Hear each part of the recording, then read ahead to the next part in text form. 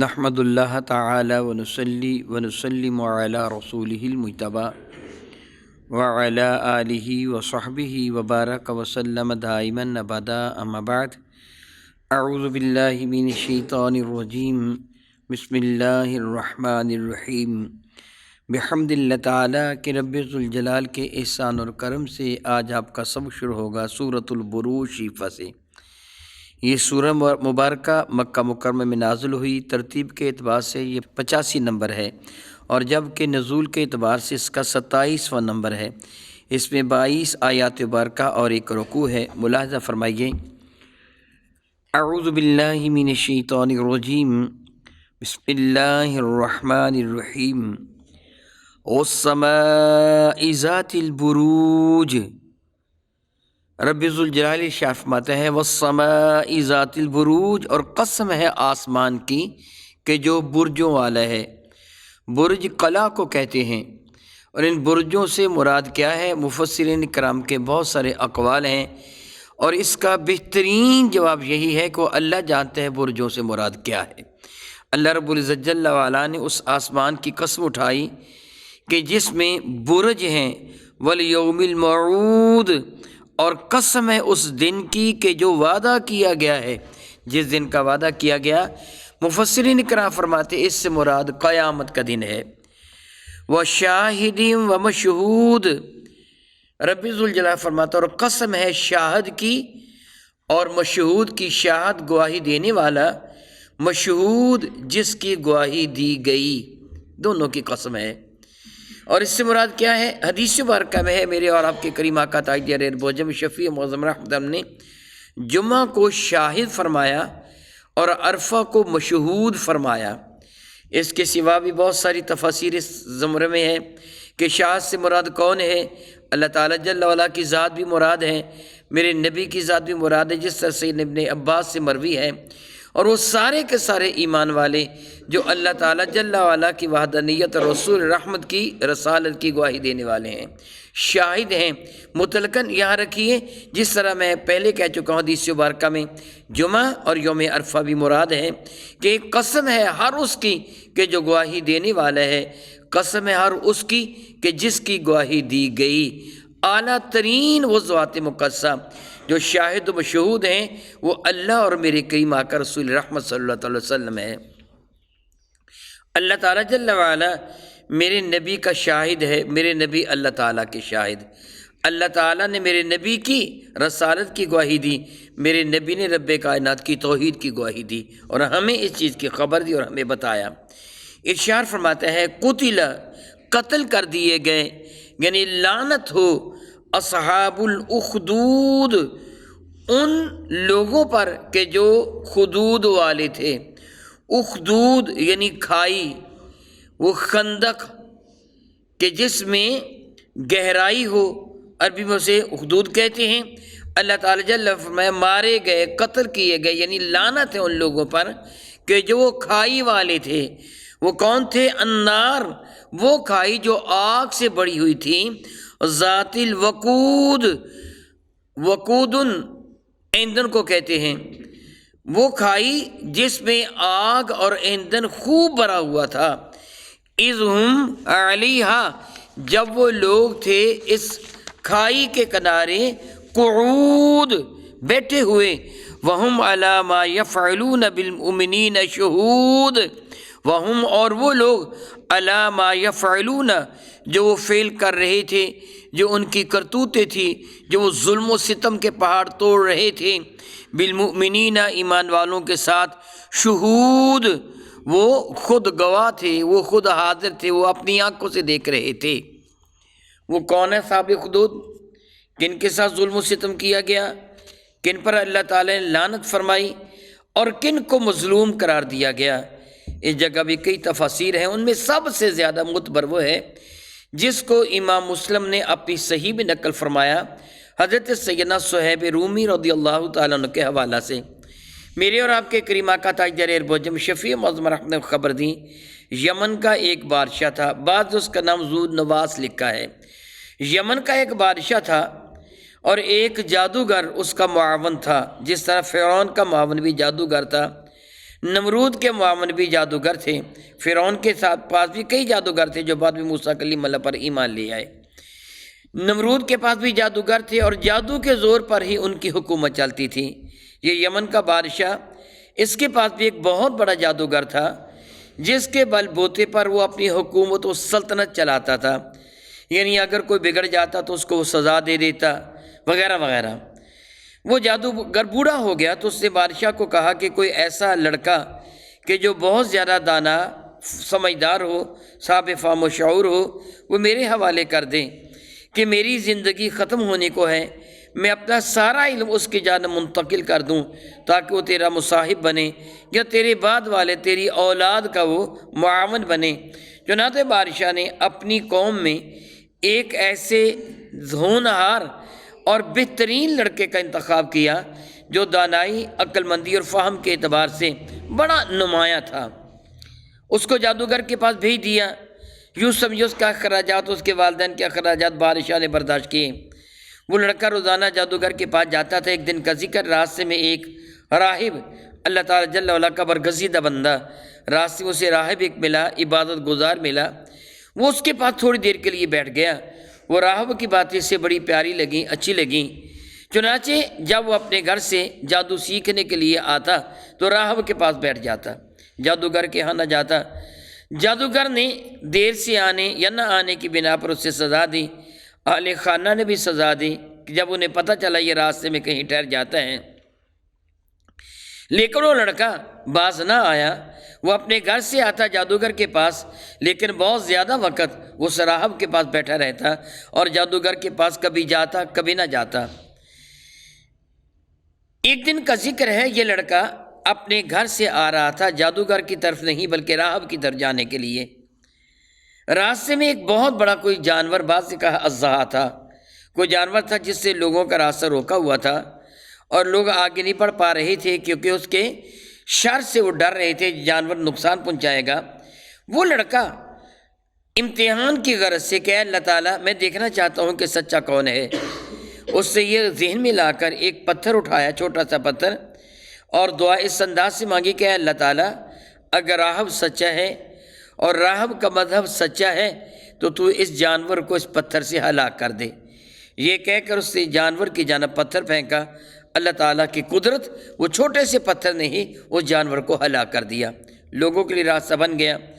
اب یہ نوجوان راہب کے پاس گیا، اسے جا کے سارا واقعہ سنا دیا تو راہب نے کہا کہ اللہ تعالیٰ جل وعلا کے حضور تو مقبول بارگاہ بن گیا ہے، بلکہ یہ سمجھ کے مجھ سے بھی اعلیٰ بن گیا ہے۔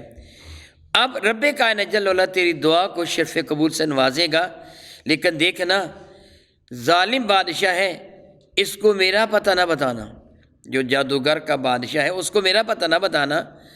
لڑکے نے کہا ٹھیک ہے، میں آپ کا پتہ نہیں بتاتا۔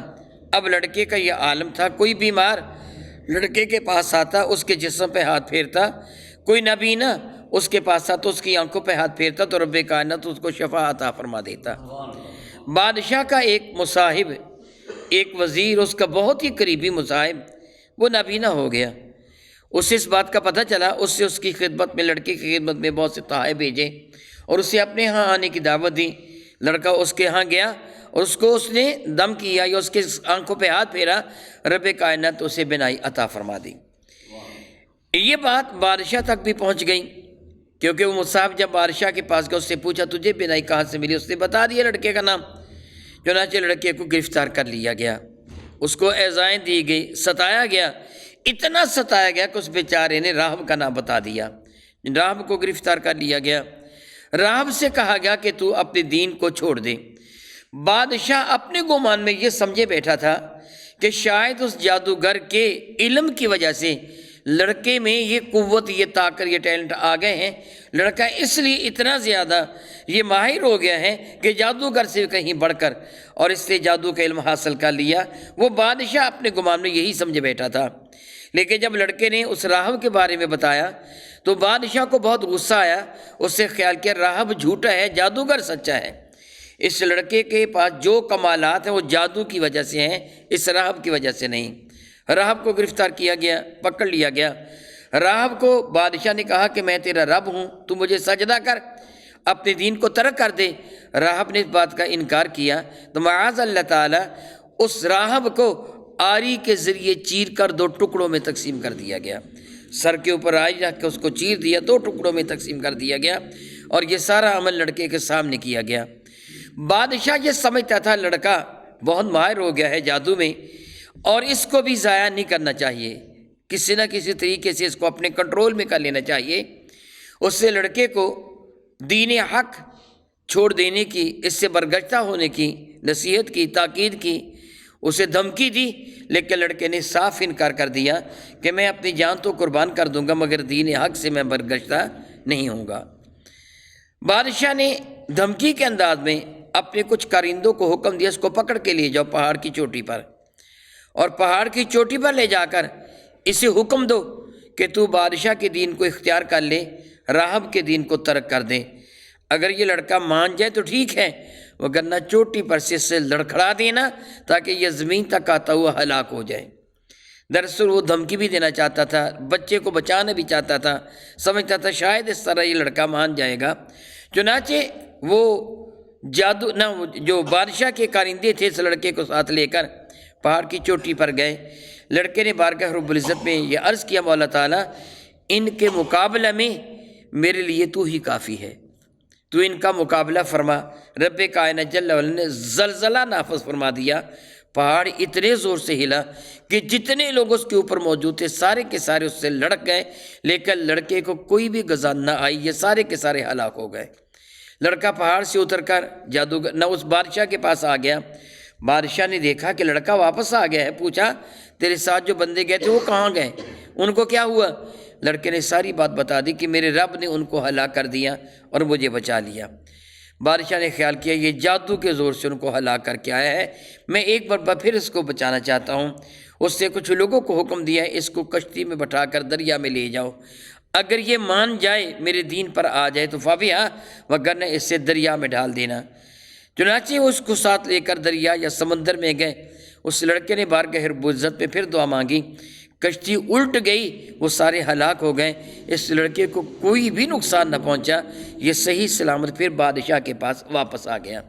حدیث سے بارکہ ہے صحیح مسلم میں، میرے کریم آقا صلی اللہ علیہ وسلم نے ارشاد فرمایا، اب وہ بادشاہ کہنے لگا تو کیسا انسان ہے، میرے اتنے لوگوں کو تو نے ہلاک کر دیا مگر تو کیوں نہیں مرتا؟ تو اس نے کہا کہ اگر تو یہ چاہتا ہے کہ مجھے تو قتل کرے تو اس کا ایک ہی طریقہ ہے۔ بادشاہ جھلا کہنے لگا بتا وہ طریقہ کیا ہے؟ اس نے بتایا کہ اپنے سارے شہر والوں کو اکٹھا کر، کثرت کے ساتھ لوگ جب آ جائیں ان کو ایک میدان میں جمع کر، مجھے ایک لکڑی پر چڑھا دے، اس زمانے میں سولی دیا جاتا تھا، اور پھر یہ کہے بسم اللہ رب الغلام، میں اس اللہ کے نام سے شروع کرتا ہوں جو اس لڑکے کا رب ہے، یہ کہہ کر میرے ترکش سے تیر نکال کر کمان میں رکھ کر میری طرف چلا، اس طرح میں وفات پا جاؤں گا۔ چنانچہ اس سے اسی طرح کیا، لوگوں کو جمع کیا گیا، ترکش سے تیر نکال کر کمان میں رکھا گیا اور بلند آواز سے کہا گیا بسم اللہ رب الغلام، یہ کہہ کر تیر چلایا گیا، تیر بچے کی کن پٹی پہ لگا اور وہ شہید ہو گیا۔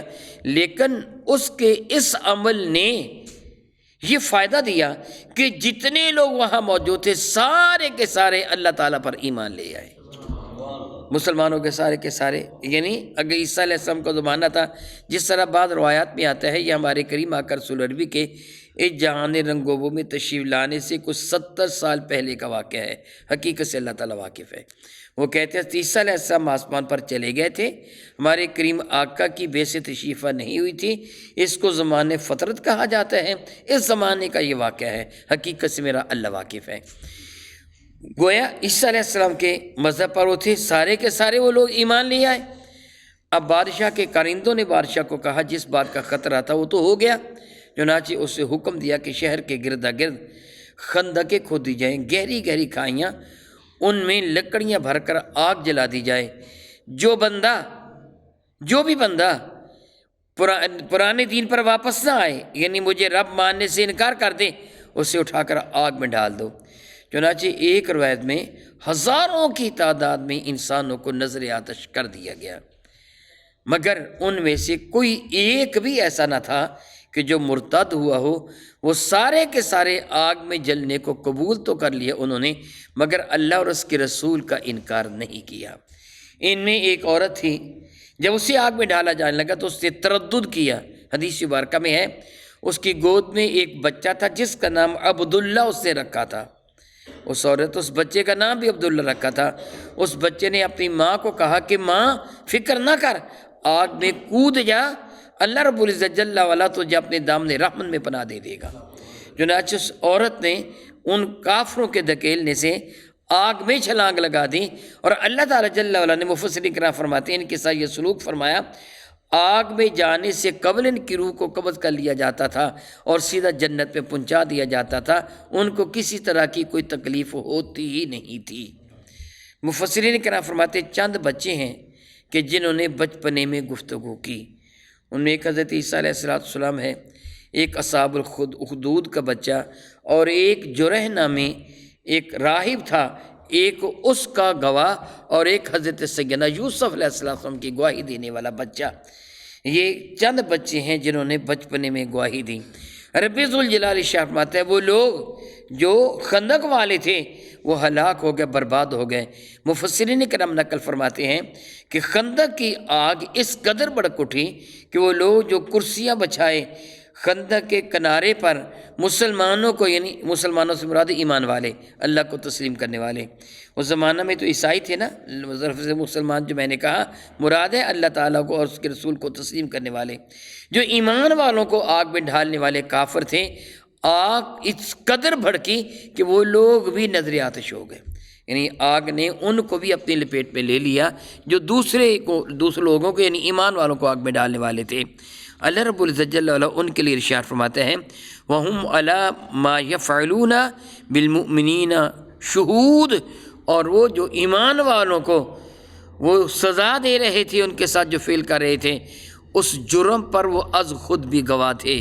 وَمَا نَقَمُوا، اور انہوں نے انتقام نہ لیا، ان کو برا نہ لگا، کیا منہم، ان میں سے کچھ بھی، یعنی انہوں نے جو مسلمانوں کو انتقام کا نشانہ بنایا، جو ظلم و ستم کا نشانہ بنایا، جو ان پر قہر و غضب ڈھایا، جو ان کو نظر آتش کیا، جو ان کے ساتھ برا سلوک کیا، اپنے بہن بھائیوں کو، اپنے عز و قربا کو اپنے ہاتھوں سے آگ میں ڈھالا، آخر ان کا قصور کیا تھا ان ایمان والوں کا؟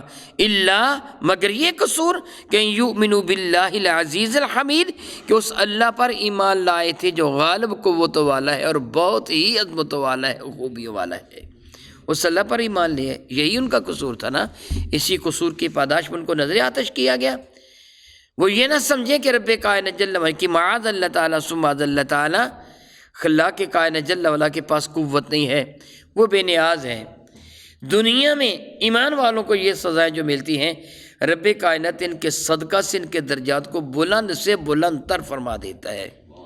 یہ چیز ناقابل تردید حقیقت ہے، سب نے مر جانا ہے۔ سوچئے وہ بادشاہ جو ذو نواس نامی تھا وہ بھی تو مر گیا نا، بعد میں اس نے کہا جاتا ہے کہ دریا میں چھلانگ لگا دی تھی، وہ بھی تو مر گیا، نظر آتش ہوا یا دریا میں گر کے مر گیا۔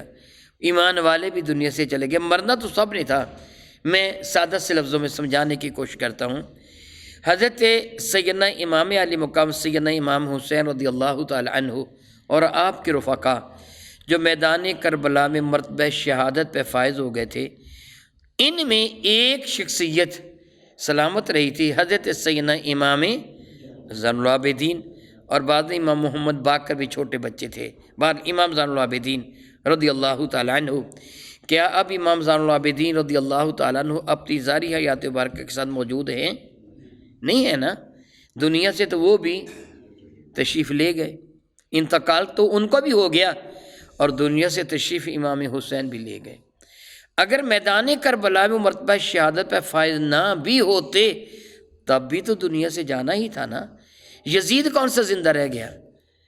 وہ کردار جس کو آج یزیدیت کہا جاتا ہے، وہ بیاں کردار کے حامل، وہ کب زندہ رہ گئے؟ سارے کے سارے مر گئے، دنیا سے تو جانا ہی ہے۔ اللہ تعالیٰ نے اصحاب اخدود کو، یعنی ان لوگوں کو جن کو کھائی میں ڈالا گیا تھا، مرتبہ شہادت بھی عطا فرما دیا، اپنا قرب بھی عطا فرما دیا۔